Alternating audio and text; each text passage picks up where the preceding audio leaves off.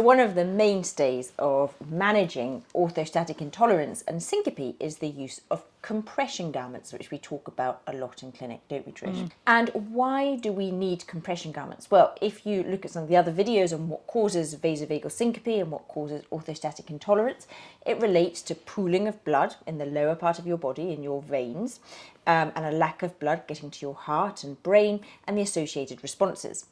So one of the things that we can do to improve the blood getting to the heart, to stop us fainting, is to get the blood up to the heart. And one of the ways that we can do this, a very simple way, is the use of compression garments.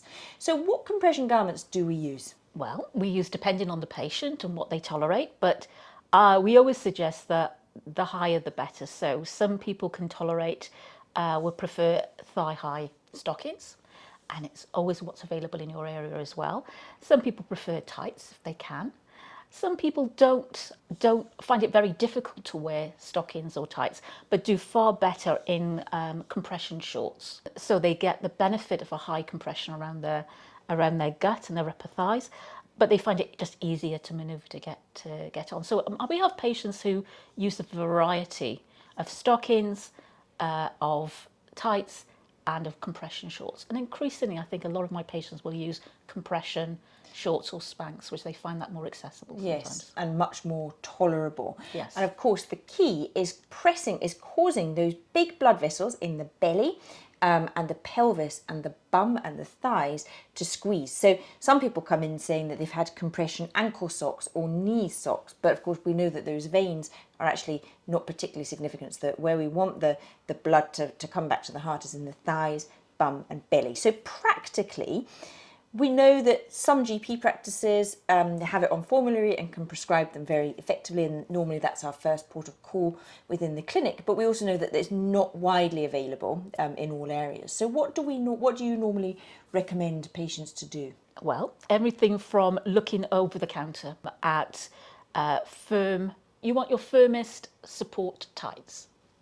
I mean, for the women that and it also gives you, it's much more, I suppose, affordable and accessible, but it gives the patient an indication of what they can tolerate. And I always say, rather than get very downhearted if you feel as if you can't manage or you can't tolerate a grade 2 compression, which is what we standardly recommend, is to start with a support tight and then work up from that. But a good firm sort of high dernier support stocking, I think can be quite effective. Other patients will go over the counter in certain department stores and look at sort of shapewear, which again can be very accessible. And many patients will say, "Well, I'll have that at home anyway," but they would never have thought of that as being therapeutic. And so yes, so shapewear can be very useful for patients. And of course, of critical importance is what the patient can tolerate. Indeed. So if you find that something is going to make you feel nauseated or unwell or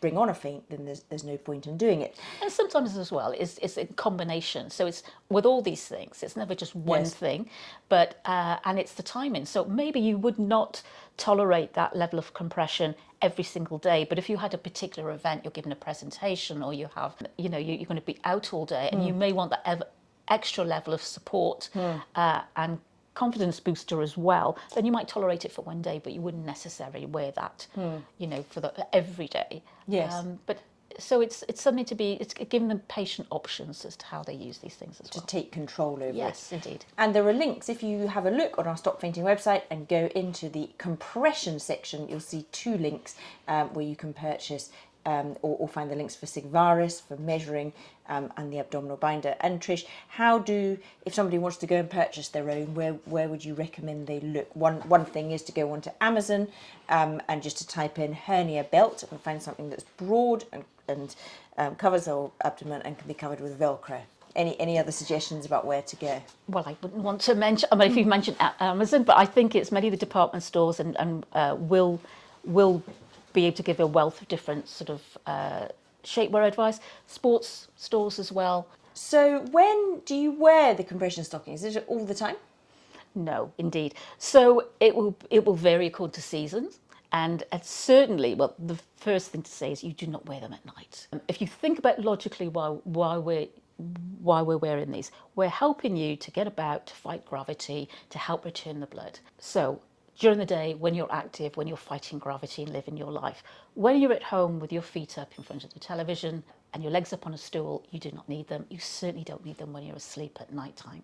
So it's a daytime, it's one of the tools in your arsenal to try and fight gravity, to fight against and as cooling. you say, if you're doing a presentation, or if you have to stand and you know you have to stand, that's the time to use it. To bring it out. When I say about seasonal changes, of course, is when it's very hot and you have a very, a thick or another level of compression of garment under your trousers, under your dress, for example, then that's more counterproductive because you're going to get very hot. So it's unfortunately, I suppose, in the warmer weather when you're more prone to pooling, it's the most difficult time really to manage with compression. So it's this sort of thing I like with all things, and I suppose the reason why we do the website and we do Stop Fainting is to empower you with the knowledge to understand why you're doing what you're doing, and to be able to then to make your own choices day by day. It would be much easier to be very prescriptive and say, do this, this, and this. We want to give people